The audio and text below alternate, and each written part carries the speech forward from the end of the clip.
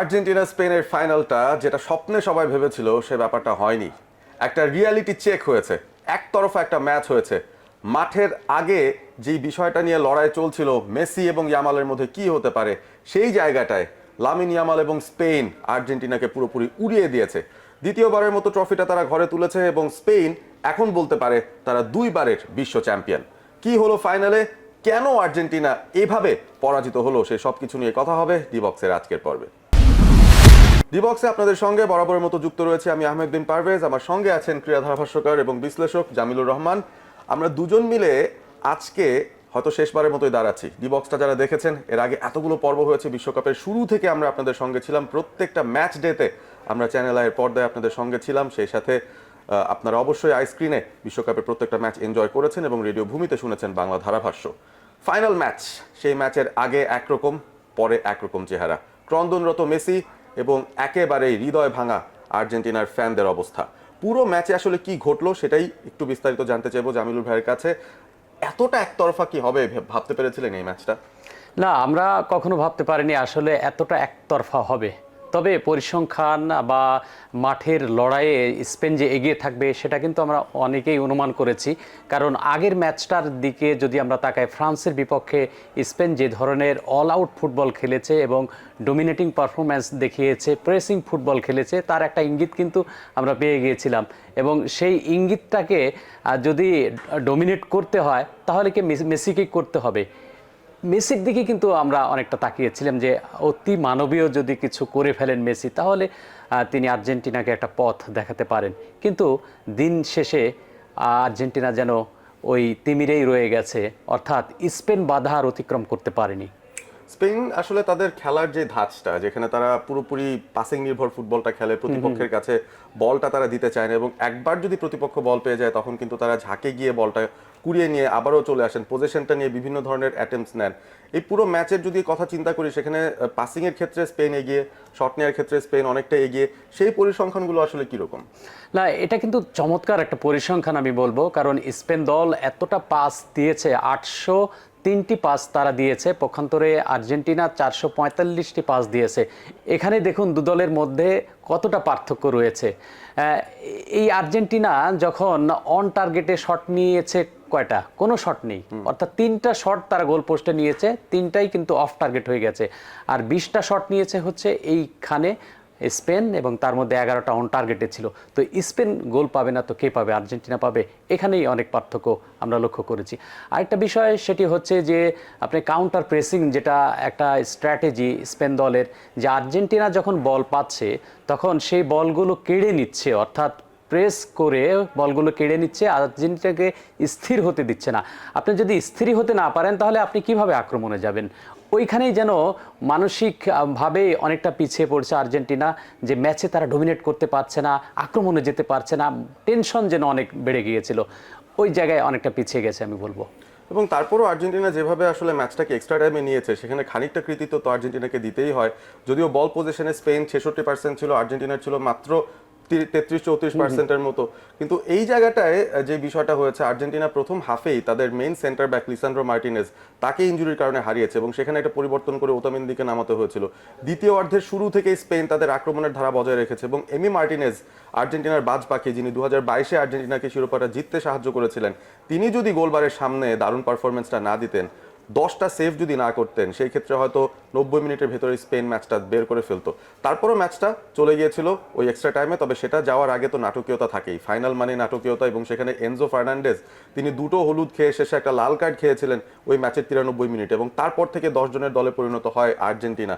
10 জনের Argentina extra টাইমের পুরো 30 মিনিট, আপনার কি মনে হচ্ছিল যে তারা সার্ভাইভ করতে পারবে? না, আমার সেটা মনে হয়নি। মনে হচ্ছিল যে স্পেন তারা গোল পেয়ে যাবে, যে কোনো সময় পেয়ে যাবে, সেটাই সত্যি প্রমাণিত হয়েছে।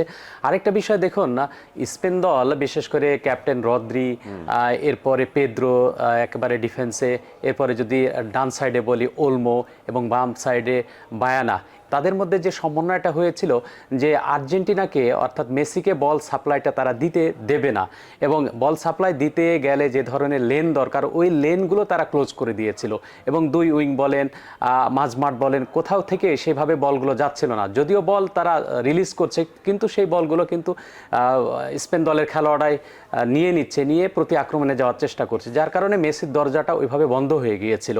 এবং এরপরে যখন বাঁ প্রান্ত দিয়ে আক্রমণে গেছে স্পেন, সেই জায়গায় দেখেন কুকুরেয়া তিনি লেফট ফুলব্যাক পজিশনে খেলছেন, তিনি যখন উপরে উঠে আসছেন বারবার আমরা দেখেছি তিনি লেফট উইংয়ে চলে এসেছেন আক্রমণ ভাগে, তখন কিন্তু পেদ্রো মেসির দিকে কড়া নজর রেখেছিলেন যে লং বল যখন মেসির কাছে আসবে সেই বলগুলো যেন মেসি ঠিকভাবে খেলতে না পারে। এটা একটা বিষয়। আরেকটা বিষয় হচ্ছে ডান প্রান্ত দিয়ে যেমন লামিনে ইয়ামাল তিনি অ্যাটাক করেছেন, লামিনে ইয়ামালের পেছনে ছিলেন ওলমো, ছিলেন তার পেছনে পেদ্রো ছিলেন, এই তিনজনের এই তিন ত্রয়ীর যে আক্রমণগুলো ছিল অসাধারণ, এবং এই আক্রমণগুলো সামলাতেই কিন্তু ট্যাগলিয়াফিকো তারপরে আপনার ম্যাক অ্যালিস্টার তারা হিমশিম খেয়েছে, এবং হিমশিম খেতে খেতে এমন অবস্থা হয়েছে যে একেবারে ক্লান্ত হয়ে গেছিল, শেষ মুহূর্তে এই ক্লান্তি ভর করেছে, যার কারণে স্পেন দল তাদের যেই অ্যাটাক জারি রেখেছিল এবং ফাইনালি একেবারে শেষ মুহূর্তে গিয়ে একটা গোল পেয়ে গেছে। এবং সেই গোলটা দিয়েছেন ফেরান তোরেজ। 2010-এ ইনিয়েস্তার ওই এক গোলেই নেদারল্যান্ডসকে হারিয়ে কিন্তু স্পেন তারা তাদের প্রথম বিশ্বকাপ শিরোপাটা জিতেছিল। আর্জেন্টিনার কপালটা কেমন, মেসির কপালটা কেমন, তিনি 3বার ফাইনালে উঠলেন, তার মধ্যে 2বারই রানার্স আপের মেডেলটাই তার কপালে জুটলো। 2014-তেও ঠিক একই রকম পরিস্থিতিতে এক্সট্রা টাইমে গিয়ে মারিও গোৎজের গোলেই কিন্তু আর্জেন্টিনাকে হারতে হয়েছিল 1-0 গোলে, এবং লিওনেল মেসি চাতক পাখির মতো চেয়েছিলেন সেই বিশ্বকাপ ট্রফির দিকে। সেই বিশ্বকাপটা তার হাতে ধরা দিয়েছিল 2022-এ। তবে এবার 2026-এ এসে মেসি ম্যাজিকও আর্জেন্টিনাকে উদ্ধার করতে পারলো না, এবং স্পেন শেষ পর্যন্ত দ্বিতীয়বারের মতো চ্যাম্পিয়নটা হয়েই গেল। এবারে আমরা ইন্ডিভিজুয়াল অ্যাওয়ার্ডস নিয়ে কথা বলতে পারি, যেখানে young player of the tournament হয়েছেন পাও কুবার্সি, স্পেনের সেন্ট্রাল ডিফেন্ডার। মাত্র 18 বছর বয়সেই তিনি এই অ্যাওয়ার্ডটা জিতে নিয়েছেন। এবং গোল্ডেন বল, যেটা নিয়ে আসলে তুমুল আলোচনা হয়েছে, কে পাবেন?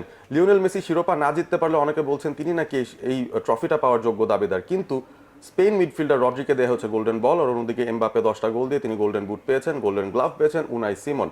সবচেয়ে কন্টেনশাস যে বিষয়টা, রড্রি কেন পেলেন গোল্ডেন বল, মেসি কেন নয়, এটা নিয়ে কিন্তু অনেকে কথা বলছে। রড্রি দেখুন তিনি প্রাণ ভ্রমরা স্পেন দলের মাঝমাঠটা তিনি সামাল দিয়েছেন, সমস্ত আক্রমণ এবং আক্রমণ গড়ার ক্ষেত্রে তিনি অবদান রেখেছেন, এবং পাসিং ফুটবলের যে পসরা স্পেন সাজিয়েছে তার অন্যতম দাবিদার হচ্ছে এই ক্যাপ্টেন রড্রি। তিনি ফাইনালে 106টি পাস দিয়েছেন, তার মধ্যে 103টি হচ্ছে অ্যাকুরেট পাস, আর ওভারঅল টুর্নামেন্ট অর্থাৎ বিশ্বকাপে তিনি 755টির মতো পাস দিয়েছেন, যার মধ্যে মাত্র 7টি পাস হচ্ছে তিনি লস করেছেন, অর্থাৎ একটু ভুল ছিল, বাকি পাসগুলো কিন্তু একেবারে অ্যাকুরেট ছিল, যার কারণে এই যে অবদান, যদিও তার কোনো অ্যাসিস্ট নেই, তার কোনো গোল নেই, তারপরে নেপথ্যে থেকে অনেকটা তিনি কাজ করেছেন, এবং স্পেনকে চ্যাম্পিয়ন হওয়ার পেছনে নেপথ্যের কারিগর হিসেবে নাম্বার 1 নিঃসন্দেহে এই রড্রি, এ কারণেই কিন্তু তাকে গোল্ডেন বল দেওয়া হয়েছে। এবং রড্রির এই গোল্ডেন বল পাওয়া, স্পেনের চ্যাম্পিয়ন হওয়া, এটা কি কোনো কিছুর ইঙ্গিত কিনা? আমরা দেখছিলাম যে ইউরোপিয়ান ফুটবল ল্যাটিন ফুটবলকে ডমিনেট করছে, কথাটা অনেক চর্চিত এই মুহূর্তে। ল্যাটিন দলদের মধ্যে খালি আর্জেন্টিনা ব্রাজিল এই দুটো দলের নামই সামনে চলে আসে যারা শিরোপার দাবিদার থাকে যে কোনো একটা ওয়ার্ল্ড কাপ আসলে। তবে সেই জায়গাটায় এখন কি ল্যাটিন ফুটবল একটুখানি রং হারাচ্ছে কিনা ইউরোপের কাছে? আমার তো তাই মনে হচ্ছে, কারণ যেভাবে পর্তুগালকে বিদায় করে দিয়েছে এই স্পেন, ফ্রান্সকে বিদায় করে দিয়েছে এবং সর্বশেষ মেসিকে বিদায় করে দিল, তাতে কিন্তু সেই ইঙ্গিতটাই আমি দেখতে পাচ্ছি আগামীতে হয়তো ডমিনেট করবে বিশ্ব ফুটবলে এই স্পেন দল। স্পেন এবং ইউরোপের জয় জয়কার এই মুহূর্তে, এবং ল্যাটিন ফুটবল আবারও নতুন করে জাগ্রত হোক। পোস্ট মেসি এরাতে আর্জেন্টিনা কিভাবে বেরিয়ে আসবে এই জায়গা থেকে সেটা হয়তো পরবর্তী বিশ্বকাপের আগ পর্যন্ত আমরা বুঝতে পারবো না। তবে এই যাত্রায়, বিশ্বকাপের যাত্রায় ডিবক্সের সঙ্গে যারা যারা ছিলেন সবাইকে অসংখ্য ধন্যবাদ জানাই, এবং এই পর্ব দিয়েই ডিবক্সের এই আয়োজন শেষ হচ্ছে। আপনাদের সকলকে ধন্যবাদ। চ্যানেল আইয়ের পর্দায় আপনারা দেখছিলেন, এবং সেই সাথে আইস্ক্রিনে বিশ্বকাপের প্রত্যেকটা ম্যাচ নিশ্চয়ই এনজয় করেছেন, রেডিও ভূমিতে বাংলা ধারাভাষ্য এনজয় করেছেন। এবারের মতো বিশ্বকাপের মৌসুম শেষ, আমরাও বিদায় নিচ্ছি শেষবারের মতো। দেখা হবে অন্য কোনো সময়ে, অন্য কোনো অনুষ্ঠানে।